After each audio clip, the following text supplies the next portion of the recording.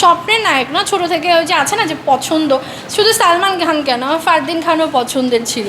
ছোটোবেলায় আমি যখন ভাত খেতাম না, ঠিক আছে, ভাত আমার ভালো লাগতো না, ফ্রুট খেয়ে থাকতাম, আম্মু জোর করে ভাত খাওয়াইতো, তখন হচ্ছে দেখা গেছে যে হচ্ছে টিভিতে যদি সালমান খান বা ফারদিন খানের গান টান আসতো, তখন আমি দেখে ভাত খাইতাম। তো আমার অনেক ভালো লাগতো, কিউট লাগতো। তাহলে দেখেন সালমান খানও বুড়ো হয়ে গেছে, ফারদিন খানও বুড়ো হয়ে গেছে, বাট তারপর আমার ভালোবাসি তাদেরকে। না না, কী বলবো জানি না, বসে আগে কফিটা খাবো, খেয়ে সেলফি টেলফি তুলবো, তারপরে বলবো thank you so much, next আর একদিন আমরা ডেটে যাবো।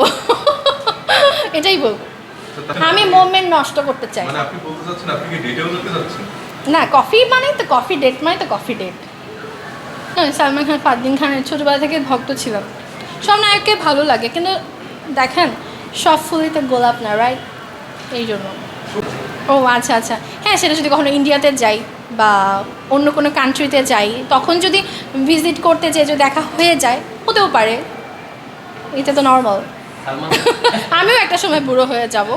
ঠিক আছে, এখন সালমান খানের সাথে কোনো কাজ করার ইচ্ছা বা স্বপ্ন আছে কিনা? কাজ করার ইচ্ছা নাই, এমনি বসে হয়তো বা কফি ডেট আর একটা লং ড্রাইভ, একটা শর্ট ড্রাইভ, একটু গাড়ি নিয়ে ঘোরা, একটু গল্প করা, ক্লাসের সাথে এতটুকুই যথেষ্ট। মুভি করতে হবে, আমি সালমান খান মুভির নায়িকা হয়ে যাবে, আমি তো এই কথা কখনো কথা বলি নাই। সালমান খানের সাথে যদি কফি খাওয়ার সেই সুযোগটা আসে, হ্যাঁ, প্রথম অনুভূতিতে তাকে কোন জিনিসটা বলতে চান?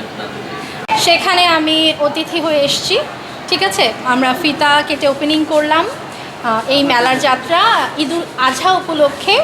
হ্যাঁ, এখানে হচ্ছে অনেকগুলো স্টল আছে, প্লাস অ্যান্ড হচ্ছে সবগুলোতেই হচ্ছে আপনার মানে সব নারীদেরকে নিয়ে এই উদ্যোক্তারা হচ্ছে এই দোকানগুলো দিয়েছে।